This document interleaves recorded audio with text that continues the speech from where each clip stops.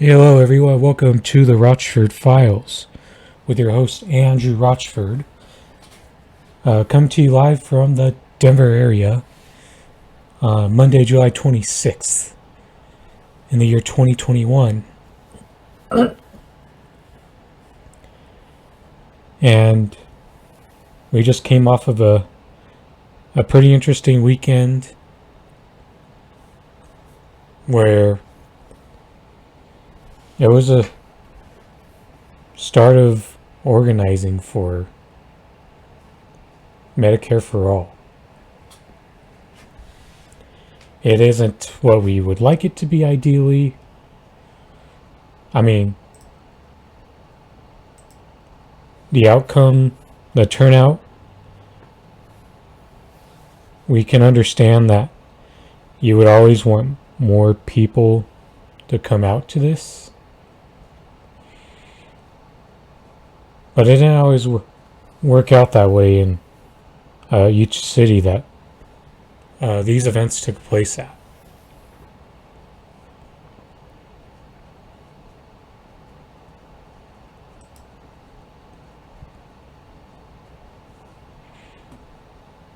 So here, I'm going to show you some, at least some screenshots of how it looks, how this Denver event looked on Saturday. I'm going to probably estimate about 125 people or so showed up to the state capitol on Saturday, because it's easy to look at photos of people spread out, like you see more commonly in these events, and deduct that it's only like 20 people, when the reality is, I think your normal turnouts were about 100 plus people in some of these cities. But then we know LA and Washington DC are, and New York were probably going to be the three cities with the biggest turnout overall for this event. So my first job was in a bingo hall. So I do know what it's like to underestimate the amount of people that you really have here at this event when they're more spread out. Because there's times where you think, oh, that's only like 80 people. But then once you do the actual count, it's like, oh, 112. And that's the type of thing that you could see happen. And false inference, to say the least. So I didn't get the chance to introduce myself to people much. I missed an opportunity I got there late, so I didn't get the chance to really get to know people that showed up at the event. And really, by the time I got there, it was essentially time for the event to start.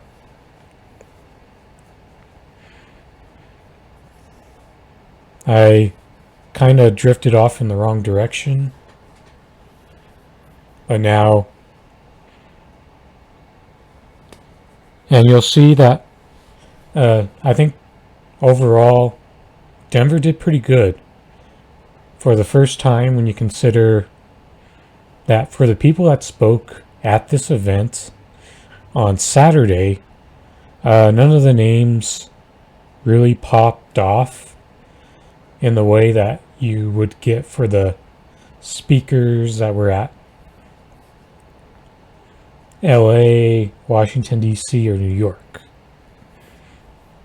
But the fact that you get this type of outcome for speakers that people didn't really know, I'd say that's a pretty good sign.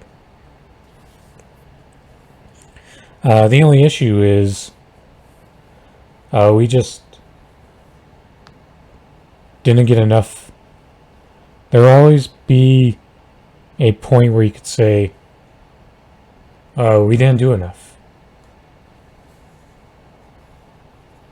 And you could say that in good faith and not use shitty bad faith smears like some of these people who all they wanted to do was prevent the march from having a good outcome. Don't get me wrong, there are some encouraging things to come from the Medicare For All march. Hello, Daisy. But as I'm going to go through in a bit, there were also some bad things that happened over the weekend as well. See,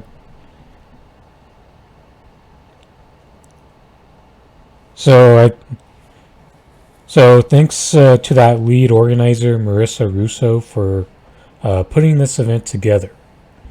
And I know there's a challenge of trying to put these events together when you don't have the social media platform. But you can make up for it if you have a good offline game. But it definitely helps if you have a good combination of both. And the speakers who were there, Bev Wasserman, a former local politician, Jonathan Singer, a CU Denver professor, Jen Bigham, and Madeline Jacobs.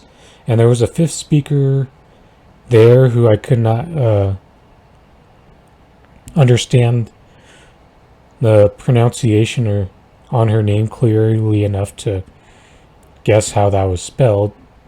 So if anyone lets me know, I'll be glad to update this description here and add her name as well.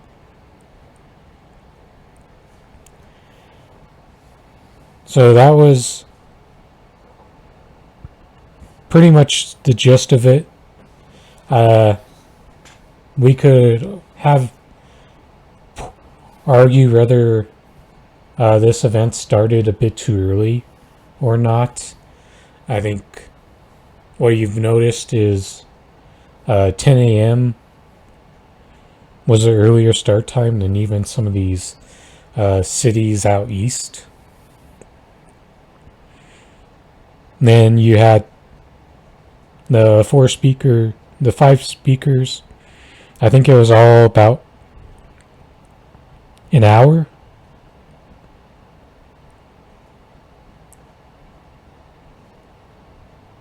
Oh, yes, they pretty much got through all the speakers in about 15 minutes. Then after that, they had the people there protest, walk around, circle around the state capitol. Then just get on both sides of the street on Broadway facing out and hold their sign out to people as they drove through. And I do have a bit of questions on that. I was a bit skeptical of the idea, though, and wonder why there wasn't a plan to march a greater distance or through an area which could have had an opportunity to capture some people like along 16th Street or 17th Street or even 15th, and potentially grab more people into it. That's one valid criticism I do have here. I'm going to say that the most encouraging thing overall from this event was the amount of people who honked their car in support. I think that was probably the biggest takeaway I could have had. However, I think the energy really died out when people were just standing at that intersection and continuing to try to repeat the chants that were going. I think it just ran its course and got stale. And then you started to see people slowly disperse. And I think part of that was just due to not having the pure raw numbers on the ground to keep it going. However, there was a comment on it, but YouTube is really fragile when it comes to removing comments from pages when you don't click the filter. So I gotta go. So I'm gonna pull up the comment that was up before for some reason YouTube decided to remove it. So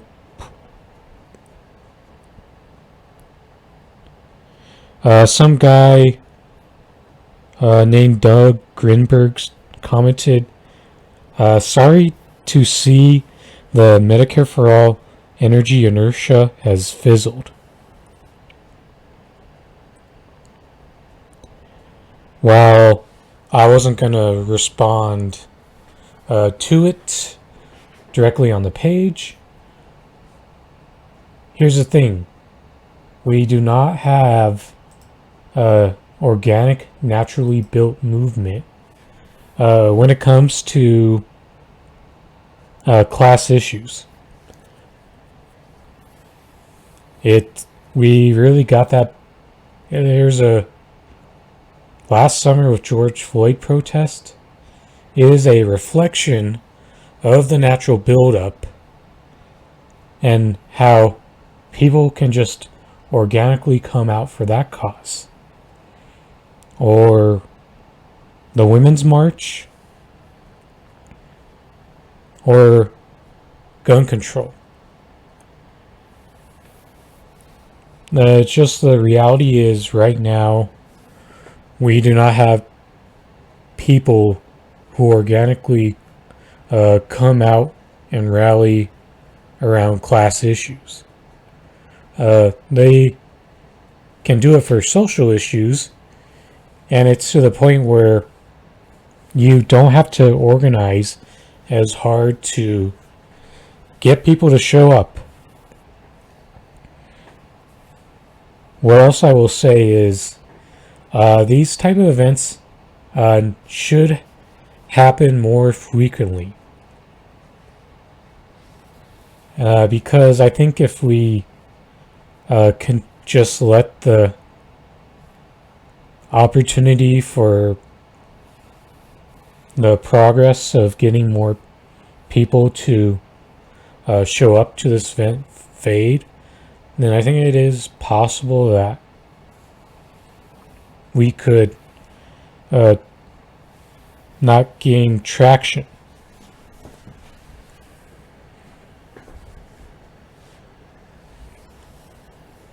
But just let it be known, there were people who are constantly shitting on these marches for weeks. And they were probably sitting at home having a fucking field day over this shit.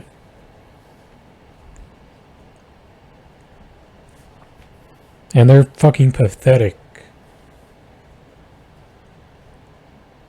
Let's go to this uh, little thread from Katie Halper, who was calling out those people. There are 40 March for Medicare For All marches today. Dedicating your entire Twitter timeline to shitting on them because a group of hundreds of speakers has people you don't like in it is embarrassing. People are dying. Organize your own rally or shut up. Seriously, I don't like all the speakers. And so what?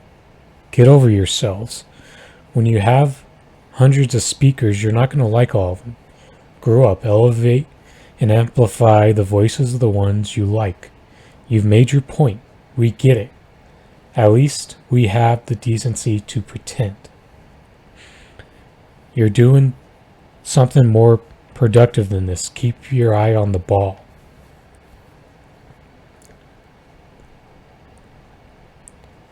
That was well said by Katie Halper.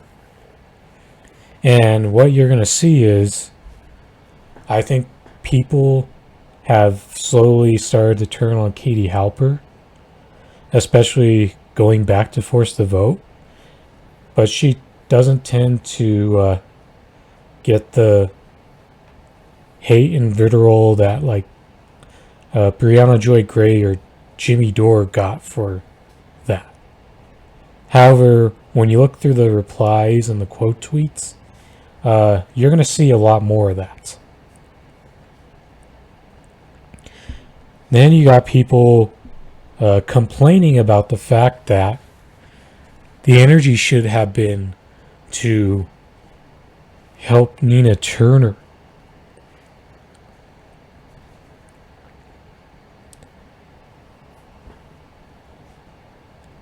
Then this Twitch streamer, Mike from PA,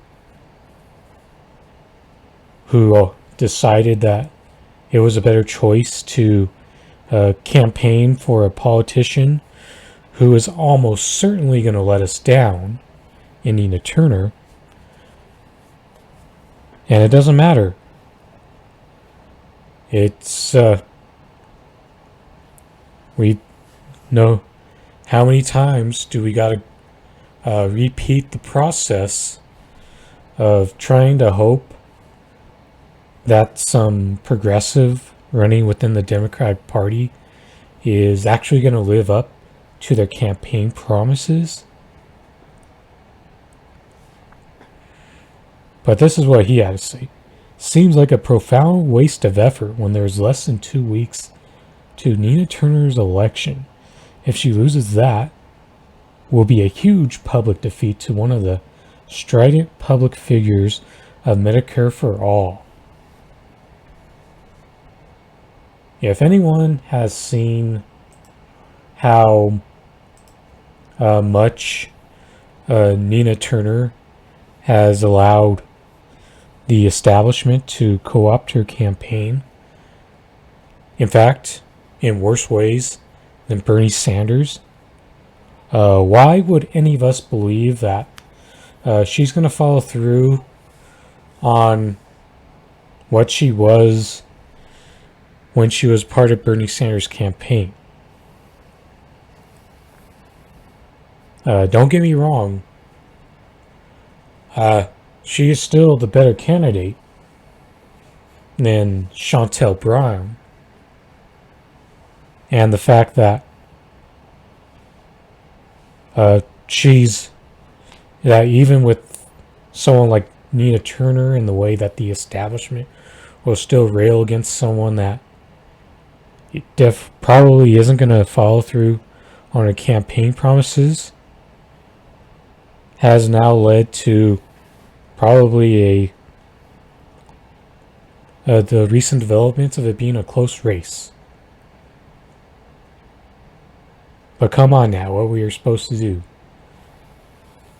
Respect her campaign season and not organize everywhere else outside the state of Ohio?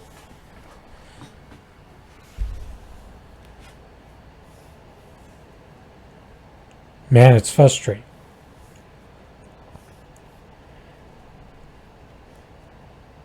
The evidence is right there in their fucking faces that politicians will continue to fail them, specifically as ones progressives running in the Democratic Party. But no, they continue to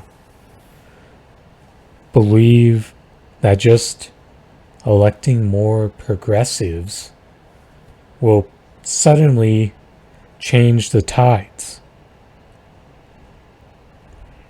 And if anything, I think the opposite is true, especially when progressives are now turning into liberals who just aren't much different from your standard corporate Democrat. Now, here are some photos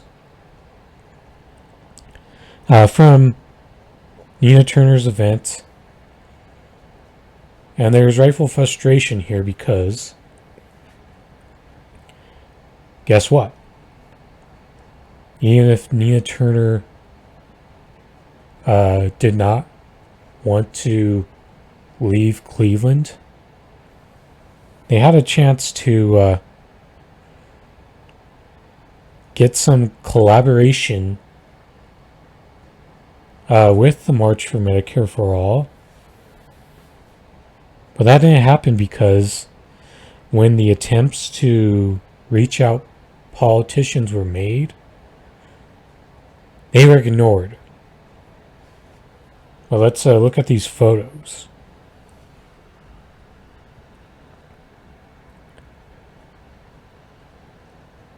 These photos are going to be deceiving because there's going to be a lot of these people who tried to mock the turnouts that happened in cities all over the United States. And the common one that they attacked most was Columbus. But what you're going to see here is you just had more people closer together in this event that AOC came out to support Nina Turner.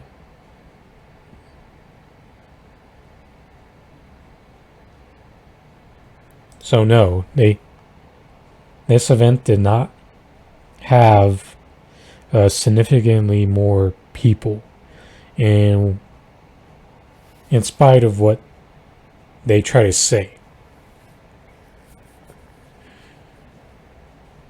They had roughly the same turnouts for this campaign. And it's eventually going to take me into a different point here. If we had people on the inside supporting and promoting the March for Medicare for All, we could have had quite a bit more people out in the streets with us this past Saturday.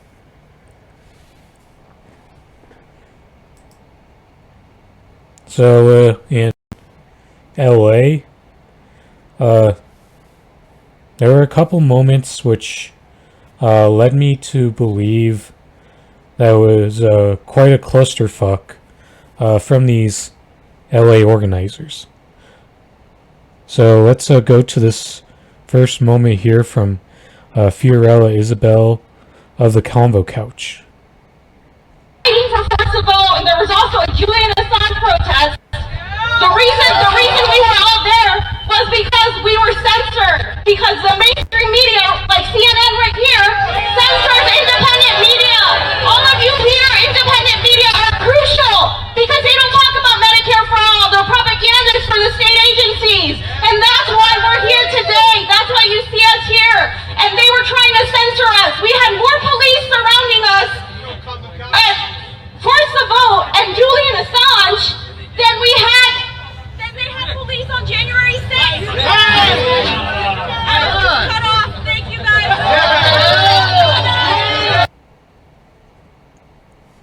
Man, fuck this gatekeeper bullshit here because if there's one thing that we know is many of these left issues are going to have a connection here.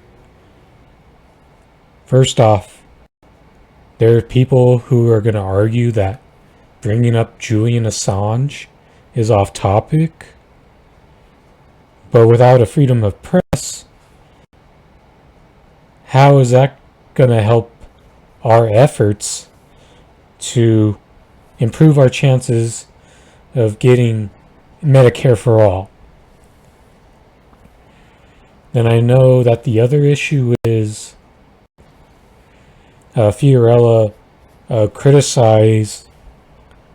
has some valid criticisms for Big Pharma, because it's still possible that Big Pharma could still fuck up Medicare for All.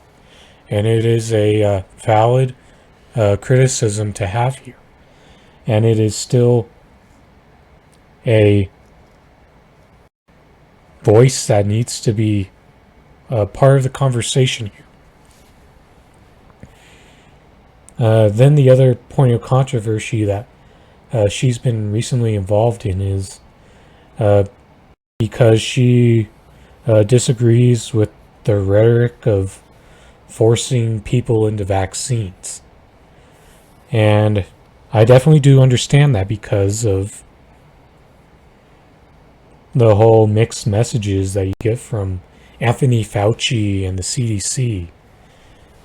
When you got that type of stuff coming from the top, how hard is it really to get people to trust the government? I'm telling you right now, if the CDC was honest and Anthony Fauci, and they just, instead of trying to make shit up to make people feel better, you probably wouldn't see as much of a big crowd of vaccine skeptics, specifically to the main three that are available here in the United States. So that argument just doesn't hold weight for me, because the group of Julian Assange organizers, like the MCSC network, is they bring up the other issues that are important to the left, and it ties in together.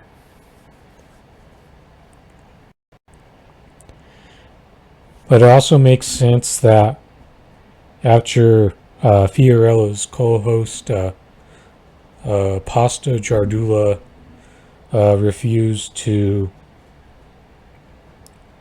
wear a mask or take a test, that she would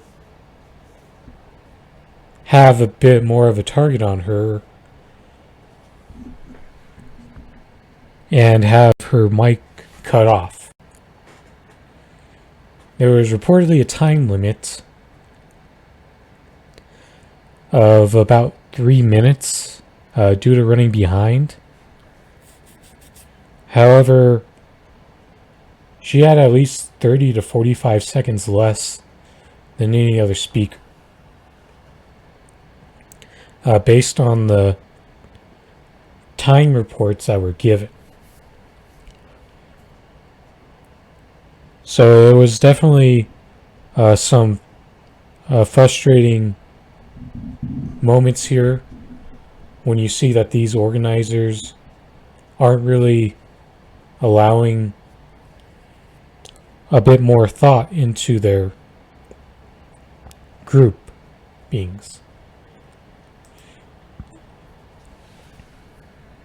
But she wasn't the only one who got cut off here.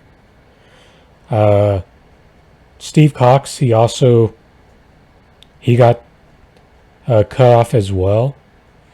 However, there was a I think he pushed the envelope a bit more and forced himself through longer in comparison to Fiorelli. So here's his thread explaining it. Truth, as I understand it, regarding not being allowed to finish my speech in the rally in LA, I was confirmed as a speaker 6 weeks ago thanks to the advocacy of Big Class Trader, which is this person right here. I was allowed 6 to 7 minutes and I immediately wrote my speech. And about 3 weeks ago, she says he got removed because one of the top organizers, Savage Joy, did not get along with her. Then said that he was being removed because there were already too many white men speaking and they wanted more diverse people. Then when he asked for that Big Class Trader guy to advocate for him again,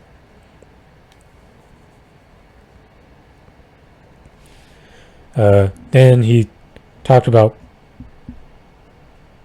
being back on the event and having to tell a personal healthcare story, and gave him 3 minutes. Although he does claim that other people were able to get 5 minutes.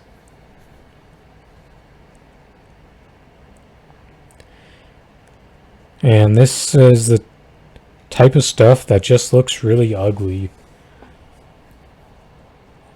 in an event like this. Then I noticed watching the live stream that Steve tried to use a bullhorn speaker to continue on with to try to finish his speech. However, there was someone who, on that truck thing, who really made an effort to drown out his speech.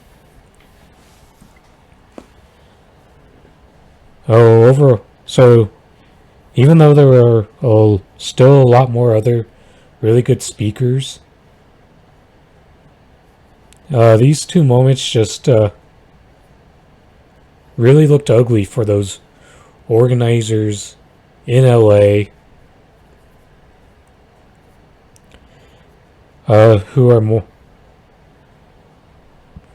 who acted very liberal in this moment. And even though it may not be very popular for me to do, I will defend the right for Fiorella Isabel and Steve Cox to both be able to complete their message in a rally like this.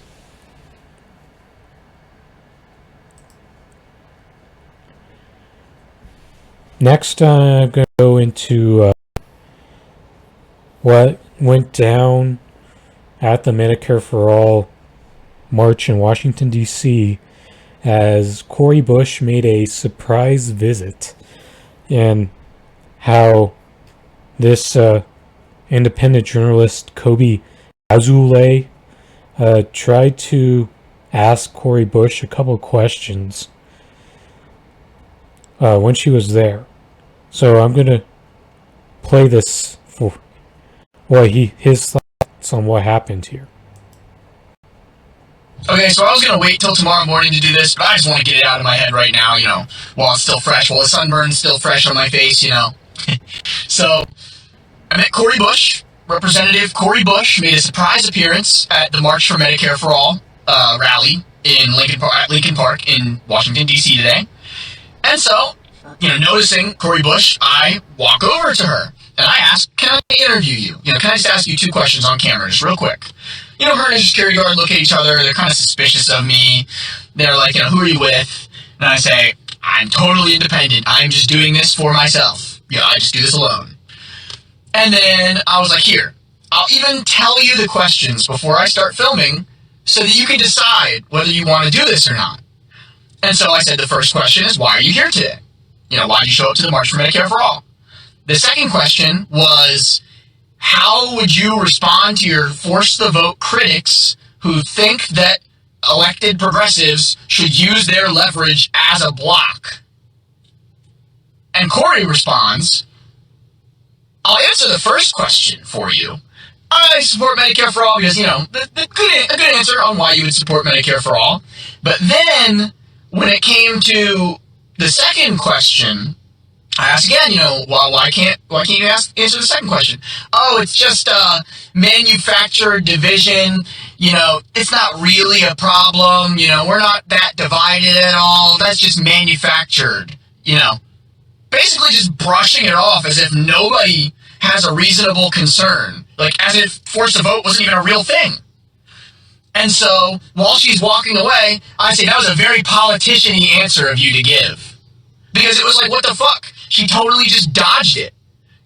All of these people showed up this day. Plenty of them, you'll see in the interviews I post, plenty of them were supporters of forcing the vote on Medicare for All. And for Cory Bush to just disrespectfully say that it's a manufactured division and that it's not worthy of her to respond to, I was furious. But it's over. She walks away. She's still here at the rally today. Okay.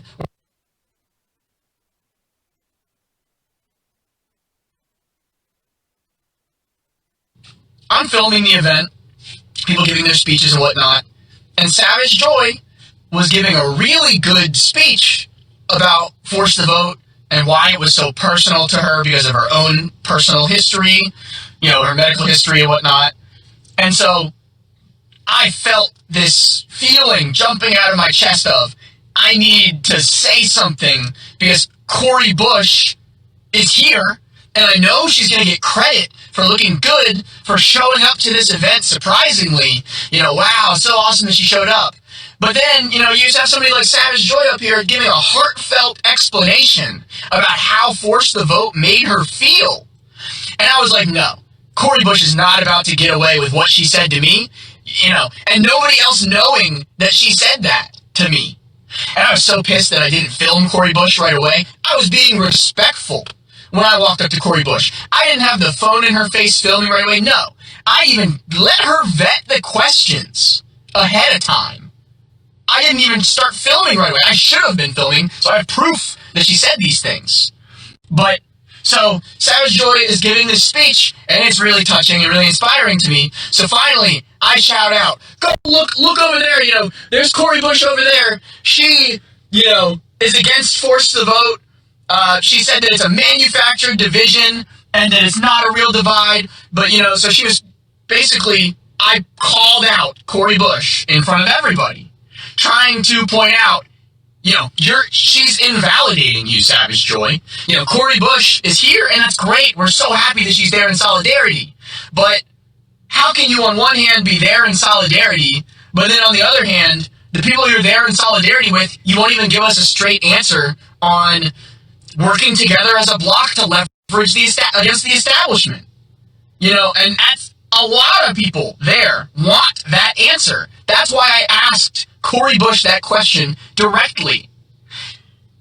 And it's just like, and after I called her out in front of everybody, Cory Bush just kind of walks away, on working together as a block to leverage against the establishment. And that's a lot of people there want that answer. That's why I asked Cory Bush that question directly. And it's just like, and after I called her out in front of everybody, Cory Bush just kind of walks away, walks towards the back of the crowd and leaves. She didn't give a speech or anything.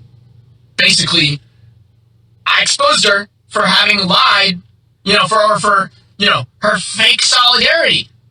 She's showing solidarity with us while on the other hand slapping us in the face. And I just... So let there be a lesson to be learned out of all of this. You don't have to just quietly sit by when politicians gaslight you. No. You should call them out, even if it's in front of a crowd of people who are supportive of this person. And, and it was maybe, I don't know what this divide is. Not everybody is conclusively in support of Cory Bush, but you get my point. Call out politicians, even the politicians who are showing you solidarity, but if it's a half-assed solidarity, don't be afraid to say something about it. You know, there are more people that might support you than you realize. So just speak truth to power, even when your voice shakes.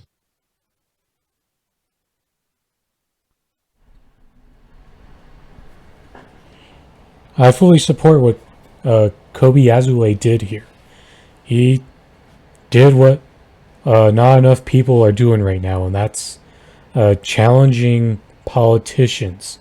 Hold their feet to the fire. Look, Cory Bush barely cleared a small bar in making a surprise appearance at a March for Medicare For All rally. Look, the fact, and it's not good enough to ward off any following criticisms of further actions. And that's what Kobe was trying to make clear here. The fact that we just can't accept this lack of transparency and a different form of gaslighting here. And making shit up about how force the vote was irrelevant. Because it isn't. There's still gonna be fuckers complaining about why the fuck are we still talking about force the vote in July? This shit's still relevant until January of 2022.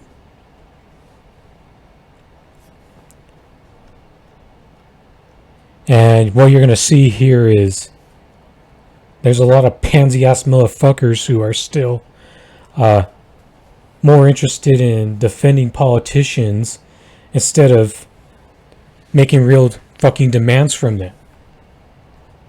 And it's really fucking pathetic if you ask me. And what you're going to see from these replies is there's going to be quite a few people who try to insult the intelligence of Kobe here when this guy has went to college. He's gone through political science, and it's because there's some people who believe that a person with his background should not have the opinion on force the vote that he has. They think your common poli-science major should be very anti-force the vote. Shut up and trust the plan. Just wait to hope to elect 2 to 4 progressives every 2 years. Then we'll die and we never get health care because it's what the left is supposed to do.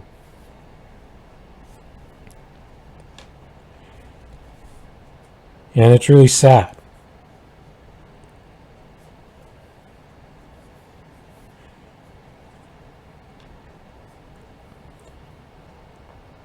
And he's getting a lot of criticism for this. Even though he was very much in the right to challenge politicians, because that's what we're really supposed to do here. Yet, we still got bird brains trying to fucking tell us that the few people who really support our platform should escape free of criticism, and we should spend our energy on the people who turn on the establishment Democrats like Joe Manchin or Kristen Sinema, not realizing how illogical it is to pressure people who just flat out refuse to listen to you. There's a reason why the Tea Party had so much fucking success. It's because they focused on pressuring the few Tea Party members who said that they supported their policies. Then they took the fight to those old Republicans who were anti-Tea Parties. But the fact that we have so many people who claim they're left carry this really strong reverse logic, it's absurd.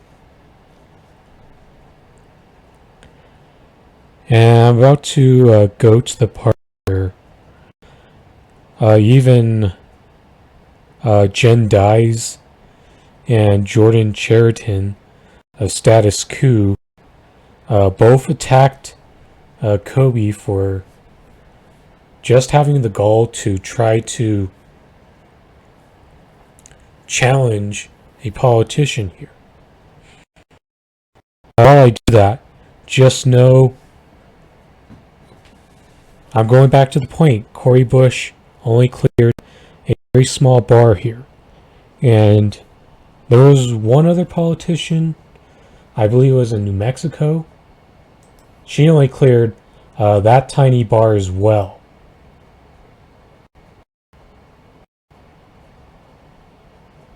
So don't get it twisted here.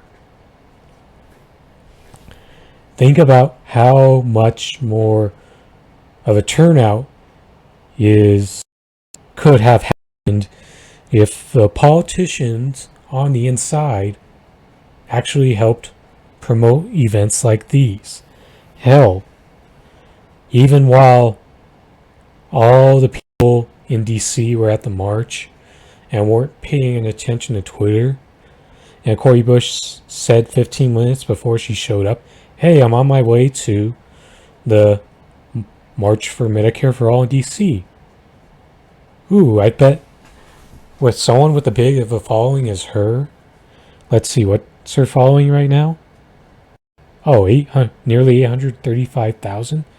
You think with a following like that, at least an extra 25 people in that area wouldn't have just gotten up and left to try to show up to that march, even with 15 minutes notice? And if she had even done it a day or two before, thinking about how much fucking impactful that would have been to that event.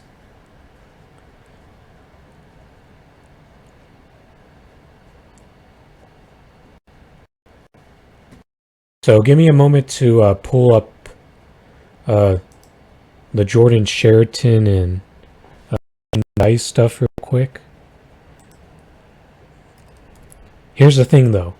Both of them at Status Quo, they do plenty of good on the ground reporting. But what their problem is, when it comes to analysis of these events, they flat out miss it a lot.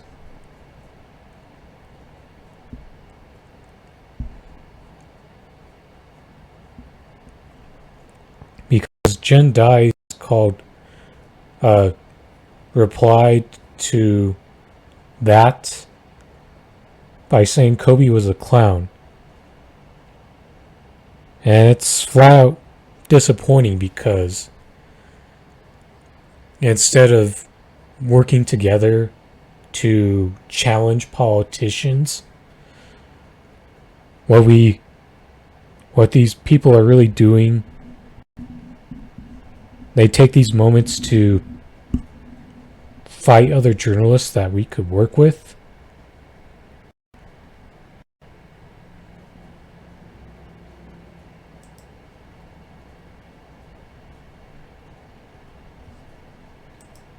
It just isn't good enough to show up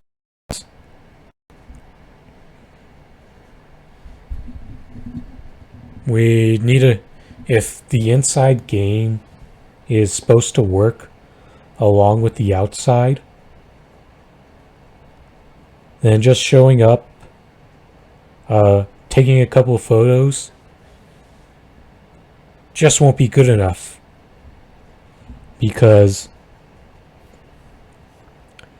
you know what? This criticism would happen if one of these squad members just had a bit of solidarity, even as a lone wolf. You know what? Because even though there's synthetic lefties who think we are incapable of nuance, guess what? If a squad member wanted to be a true solid lone wolf, we would have their back. And the fact, and it's worse that not only do they say fuck, they fucking ignore the activists here. They won't even do the action that they feel is right either.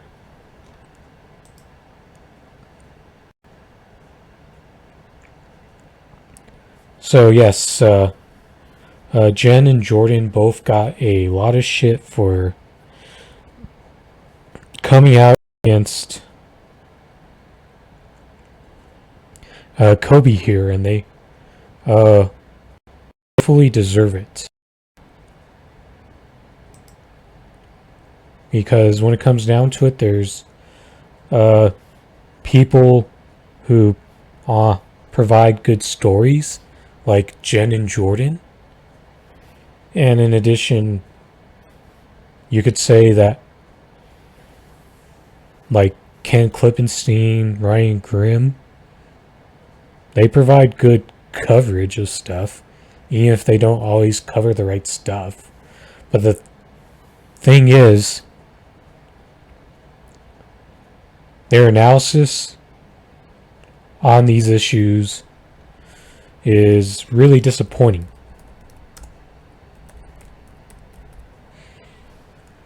They straddle the fence.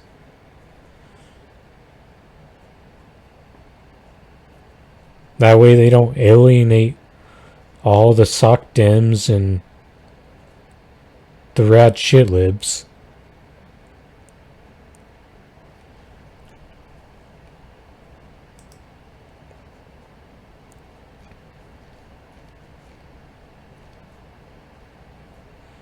And I even noticed they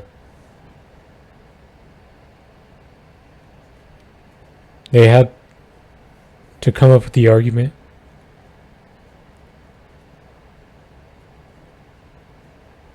so I couldn't pinpoint the exact replies or thread that I wanted to show in that instance. So I'll just move on to one last thing for today. This comes from Shoe on Head. Here's a little thread from her. I'm sorry, I don't care that people were saying mean things about the squad Dems, like what the fuck happened to, quote, push the Dems left, bully Biden shit. We were saying, remember, you are all so cucked compared to how you were in 2019. Zero energy. Deadass went to brunch. Sad. I think going to a brunch is pretty generous, Shu. What they did was just go into their fucking computers all day and attack activist efforts like they did with Force the Vote and the March for Medicare for All. That's what they spent all fucking day and night doing.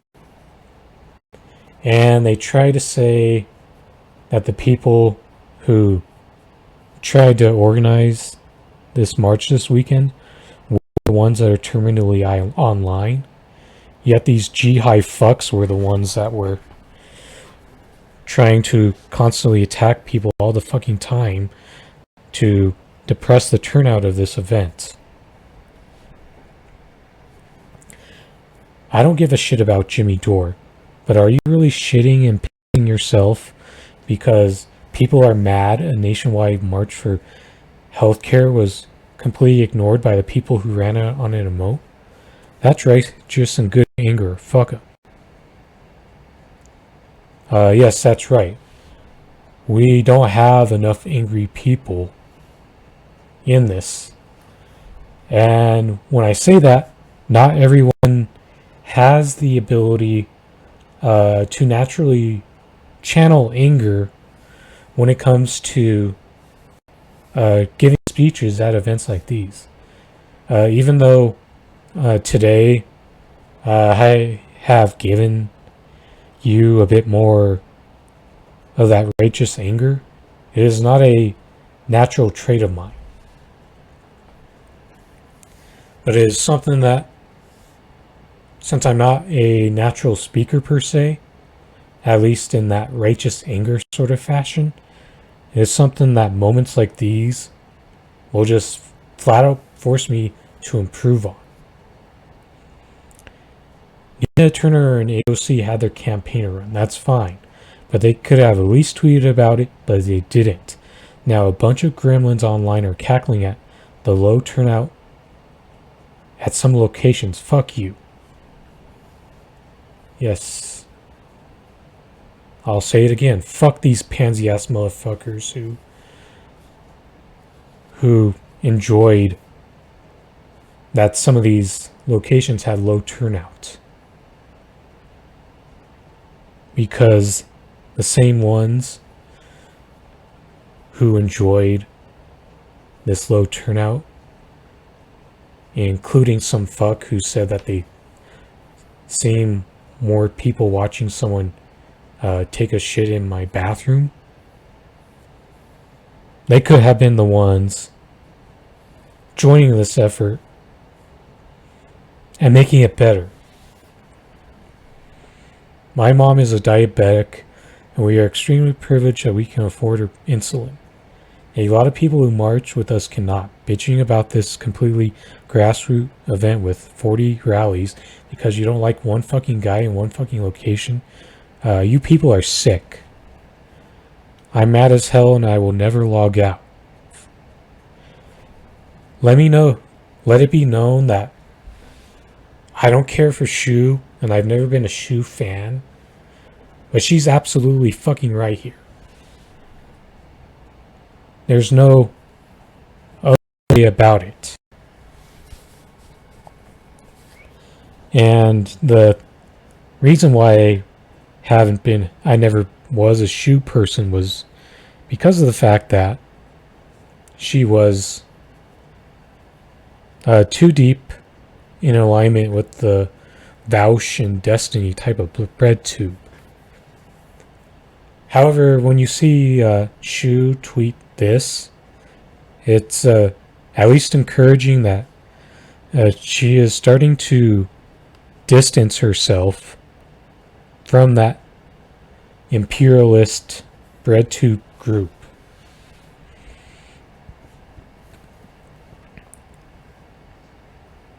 And the fact that we still don't have enough people with that righteous anger.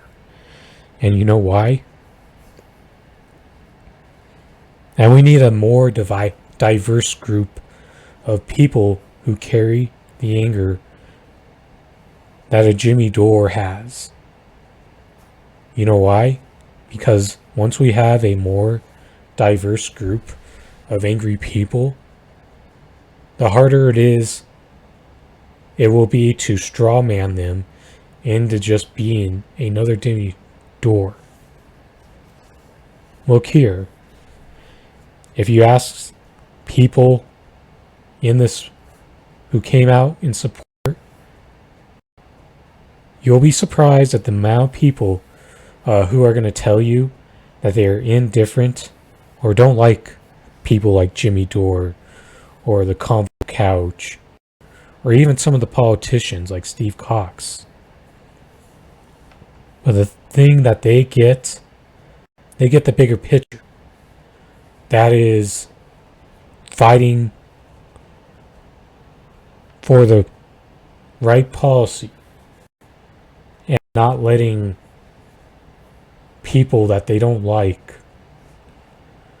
cause them to lose the plot on that.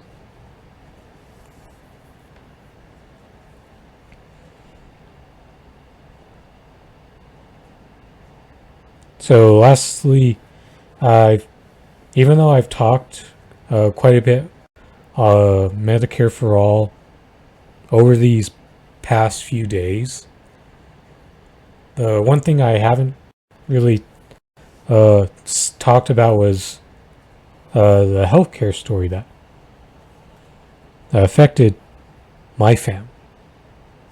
See, I believe it was 2002.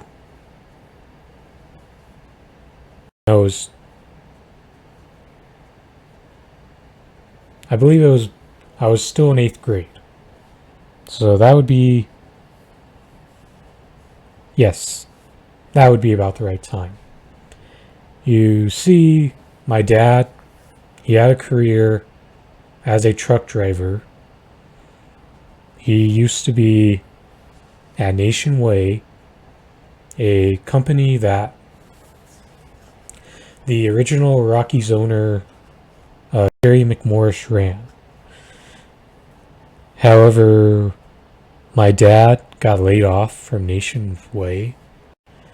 Then he had a vendetta against the Rockies organization that he had a really hard time letting go, even when I told him that there was new ownership in place.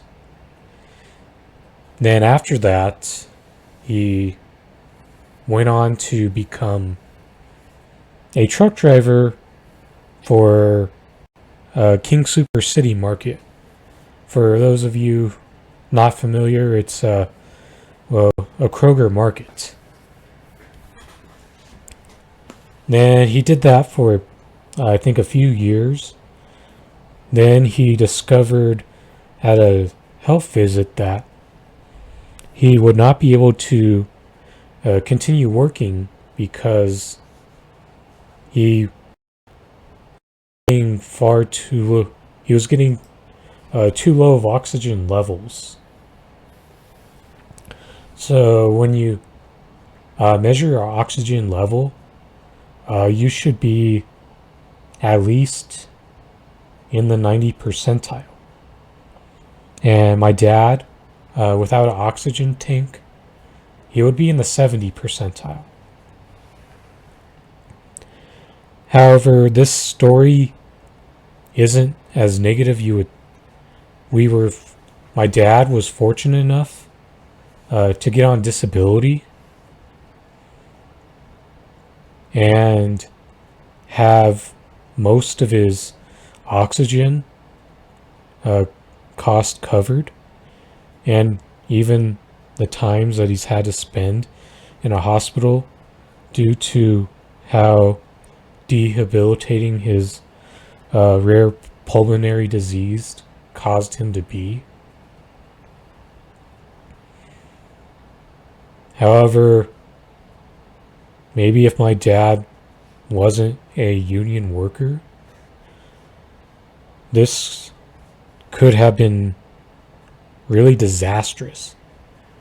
And it could have really been an extreme hard time for me and my family if he had the much worse healthcare cost like so many other people have in this country. And it's been a few years, since my dad has left us. Rest in peace, Dad. However, there's got to be so many other people who lose their work career well before they retire, and they don't have the type of union coverage or money to fall back on. And I know those are the people who are really getting fucked over, as they need the proper care to help them continue to live and not financially drain their families. So that's why I fight for Medicare for All. I fight for the people who have worse outcomes than my dad did from a financial standpoint. My dad was never the same in terms of a physical life, but just being fortunate enough to be in a position to survive, it helped him buy like 13, 14 extra years of his life. But I want people to have that, an even more fortunate outcome than that. I want it to be where no one has to see their family member in despair and it cause a financial drain on their family. That's why it's important to fight for universal health care. It's for those people. And even though I will fight for Medicare for All, I know it's not the end all be all. And there's plenty of people who came out in support or even spoke at these events who don't want Medicare for All to be the end all be all. But it's the next step that likely will need to be taken in order to get to a nationalized healthcare system.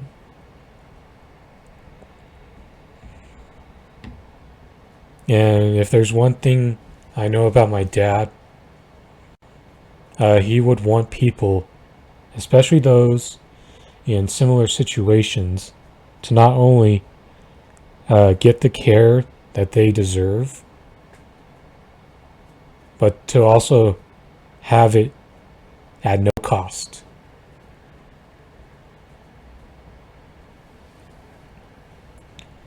So that will do it for today's episode of the Rochford Files with your host, Andrew Rochford. I would like to thank everyone who came out and joined today's stream. I will be uploading this to YouTube in full today. I feel like this whole episode is relevant and important to the cause at whole. So that I will not be only using a specific clip here. So please go subscribe to YouTube at the Rochford Files page. Also, please follow on Twitter at NugLifeComrade, NUGGLIFE Comrade, and the Rochford Files page at A Rochford Files. So, in addition to that, it'll be a busy week of coverage in addition to non-political stuff on the Rochford Files. So on Thursday